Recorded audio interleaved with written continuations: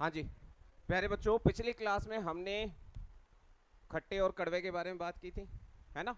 Acid और basis के बारे में बात की थी, उनके आइडेंटिफिकेशन के बारे में बात की थी, और हमने डिस्कस किया था कि एसिड और बेस को कैसे डिफरेंट इंडिकेटर्स की मदद से आइडेंटिफाई किया जा सकता है। जरूरी नहीं है हर एक एसिड को टेस्ट करके ही पता लगाया जाए, क्योंकि कुछ एसिड ऐसे होते हैं जिनको अगर तुम टेस्ट करोगे तो फिर लाइफ में कभी टेस्ट नहीं कर पाओगे, क्योंकि acids are highly corrosive in nature. इतनी बात समझ में आई। आज का जो टॉपिक है वो पिछली क्लास से भी बहुत इंपॉर्टेंट है। सारे जो क्वेश्चंस बनते हैं ज्यादातर वो यहीं से बनते हैं, वहां से तो ज्यादातर एमसीक्यू क्वेश्चन आ जाएगा, असर्शन बेस्ड रीजन का आ जाएगा। जैसे ऑल्फैक्टरी इंडिकेटर्स जो होते हैं, हमने पढ़े थे ना ऑल्फैक्टरी इंडिकेटर, जैसे अनियन था और क्या था,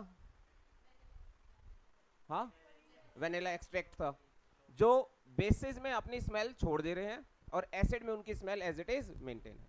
ये क्वेश्चन कई बार पेपर में आया हुआ है, और ये क्वेश्चन इस तरीके से आया है कि कोई स्टूडेंट है जो देख नहीं सकता, तो उसके लिए कौन से टाइप के इंडिकेटर्स को हमें यूज करना है, एग्जांपल के साथ एक्सप्लेन करो तो ऑल्फैक्टरी इंडिकेटर्स हो जाएंगे। इतनी बात समझ में आई। आज का टॉपिक इंपॉर्टेंट इसलिए है क्योंकि आज हम एसिड और बेस के अंदर घुसने वाले हैं, और अंदर घुसकर पता लगाने वाले हैं कि ये बने किस चीज से। सारे एसिड ब्लू लिटमस पेपर को रेड कर देते हैं, ऐसा सारे एसिड में क्या चीज है जो कॉमन है। सारे बेस रेड लिटमस पेपर को ब्लू में कन्वर्ट कर देते हैं, ऐसा क्या है सभी बेसिस में कॉमन कि वो सारे के सारे एक कैटेगरी में कन्वर्ट हो रहे हैं। मेरी बात समझ में आ रही है। तो किसी भी कंपाउंड के बारे में अगर ज्यादा जानना है तो उसकी कौन सी प्रॉपर्टीज को डिस्कस करो, केमिकल प्रॉपर्टीज के बारे में डिस्कस करो। कौन सी प्रॉपर्टीज बेटा, केमिकल। तो अभी हम कौन सी प्रॉपर्टी डिस्कस करने वाले हैं, केमिकल प्रॉपर्टीज। ठीक है, तो शुरुआत करते हैं केमिकल प्रॉपर्टीज की। चल जा भाई।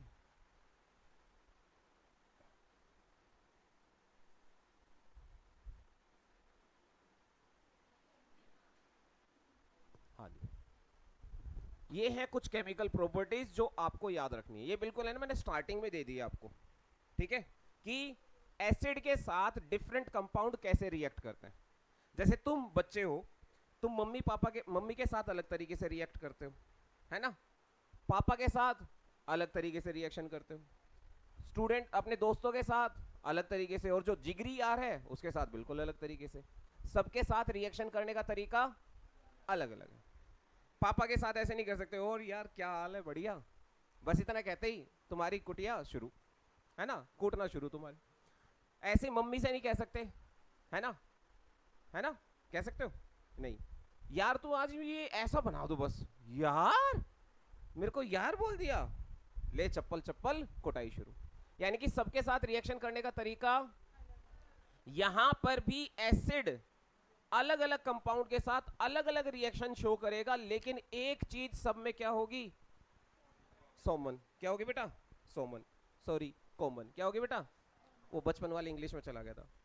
तो कॉमन क्या है बेटा, सॉरी कॉमन क्या है बेटा इसमें, हाँ सॉल्ट। सॉरी, पेन तो सेलेक्ट करा ही नहीं। हाँ जी, कॉमन चीज क्या है, सॉल्ट। अब ये जो सॉल्ट है ये किससे बन रहा है, इधर वाले रिएक्टेंट से, इधर वाले रिएक्टेंट से। यानी कि इनके मम्मी पापा कौन है सॉल्ट के, पहले वाले केस में मम्मी पापा कौन है, मेटल और एसिड। दूसरे वाले केस में, तीसरे वाले केस में मेटल हाइड्रोक्साइड और एसिड। मेटल हाइड्रोक्साइड को ही क्या कहते हैं बेटा, बेस कहते हैं।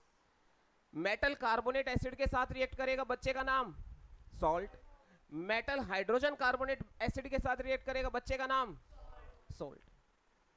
हाँ, कुछ बीच बाद साथ में कुछ बाय प्रोडक्ट निकलते हैं, उनको हम आइडेंटिफाई करेंगे। याद रखो, मेटल की जब भी रिएक्शन होगी तो बाय प्रोडक्ट क्या निकलेगा, हाइड्रोजन गैस। क्या निकलेगी बेटा, फिक्स है ये, कोई चेंज नहीं। हाँ, इसके अलावा कुछ भी आ रहा है तो उन सारी रिएक्शन में कॉमन क्या रहेगा, वाटर। सब में पानी निकलेगा, लेकिन लास्ट वाली दो रिएक्शन में एक चेंज है, यहाँ पे SO2 भी निकलेगा। क्या निकलेगा बेटा, सॉरी CO2। क्या निकलेगा बेटा, CO2 कौन होता है, कार्बन डाइऑक्साइड गैस। और ऐसे नहीं निकलती बेटा, ये फुर फुर फुर फुर करके निकलती है एकदम, दिखाऊंगा अभी निकाल के, फुर फुर फुर फुर फुर। इसे कहते हैं ब्रिस्क एफरवेसेंस। ब्रिस्क, बहुत हाई स्पीड से गैस निकलती है। कौन सी गैस? कार्बन। इसी कार्बन डाइऑक्साइड गैस के निकलने की वजह से हमारा बर्गर फूल जाता है, केक फूल जाता है, पूरी भी फूल जाती है, क्योंकि बेकिंग सोडे के बारे में तुमने सबने पढ़ा है। तो बेकिंग सोडा ये नीचे वाला metal carbonate, metal hydrogen carbonate, जैसे सोडियम हाइड्रोजन कार्बोनेट जो कि बेकिंग सोडा की तरह काम करता है। मेरी बात समझ में आ रही है? कौन सी गैस निकलती है बेटा? कौन से केस में निकलेगी CO2? कार्बोनेट और, देखो ना इसमें वो खुद बोल रहा है कार्बो कार्बो, तो कार्ब कार्ब कार तो वो तो निकलेगा ही, वो तो निकलेगा ही। साथ में और क्या निकलेगा बेटा? क्या निकलेगा? वाटर तो कॉमन है। पहली वाली रिएक्शन में क्या डिफरेंस है? सिर्फ पहली वाली रिएक्शन सबसे अलग क्यों है? क्योंकि पहली वाली रिएक्शन में सिर्फ सॉल्ट बन रहा है और कौन सी गैस निकल रही है? बताओ, ये वाला एक्सपेरिमेंट हमने किया नहीं था जब हमने कॉपर सल्फेट का सॉल्यूशन लिया था, उसमें जिंक ग्रेनुअल्स डाले थे और उसको हीट किया था? किया था या नहीं किया था? किया था या नहीं किया था?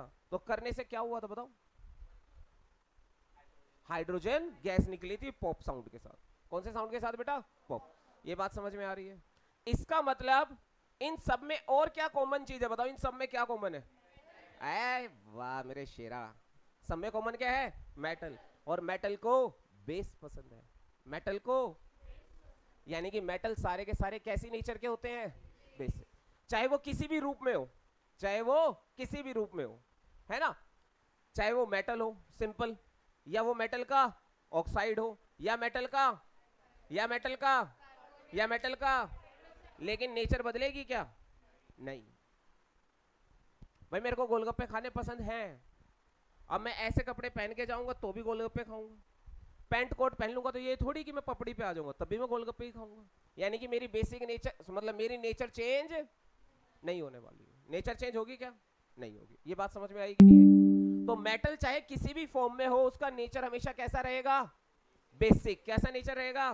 इसका मतलब ये सारे के सारे क्या हो गए प्यारे बच्चों? हाय हाय हाय, क्या हो गए? बेस। और बेस किसके साथ रिएक्ट कर रहा है? एसिड के साथ। तो एसिड के साथ जब भी बेस रिएक्ट करेगा तो बच्चे का नाम सॉल्ट। सॉल्ट तो कंफर्म है, सॉल्ट तो कंफर्म है। ऑक्साइड हाइड्रोक्साइड में क्या निकलेगा साथ में? वाटर। कार्बोनेट और बाइकार्बोनेट में साथ में क्या निकलेगा? वाटर प्लस में SO2, वाटर प्लस में SO2। और मेटल के केस में सिर्फ सॉल्ट प्लस में hydrogen gas. Is it clear? इन्हीं रिएक्शन के अलग अलग एग्जांपल अब हम आगे देखने वाले हैं एक्टिविटीज के साथ अलग अलग तरीके से। देखो केमिकल प्रॉपर्टीज, अब बेस की बात करते हैं। अब बेस के साथ कौन रिएक्ट करेगा? बेस के साथ एसिड रिएक्ट कर सकता है, बेस के साथ मेटल रिएक्ट कर सकता है, लेकिन कुछ ही मेटल रिएक्ट करते हैं, सारे मेटल नहीं। क्योंकि मेटल जनरली कैसे नेचर के है? बेसिक। बेस की बेस के साथ रिएक्शन नहीं होगी। बस एक मेटल है सोडियम जो इसके साथ रिएक्ट करता है। अगला क्या है बेटा? बताओ मेटल ऑक्साइड कैसी नेचर के थे? तो नॉन मेटलिक ऑक्साइड कैसे नेचर के होंगे? एसिडिक नेचर के। कैसे नेचर के बेटा? क्लियर? तो एसिड किसके साथ रिएक्ट कर रहा है? तो क्या बनाएगा? बात ही खत्म। ऐसे ही एसिड और बेस, ये तो सब कॉमन, सॉल्ट प्लस में वाटर। रिएक्शन क्लियर हो रही है? एसिड ज्यादा रिएक्शन शो कर रहा है और बेस, एसिड की रिएक्शन किस किस के साथ करेंगे? मेटल के साथ, मेटल ऑक्साइड के साथ, मेटल हाइड्रोक्साइड के साथ, मेटल कार्बोनेट के साथ, मेटल हाइड्रोजन कार्बोनेट के साथ। बेस की रिएक्शन किसके साथ करेंगे? मेटल के साथ, नॉन मेटल ऑक्साइड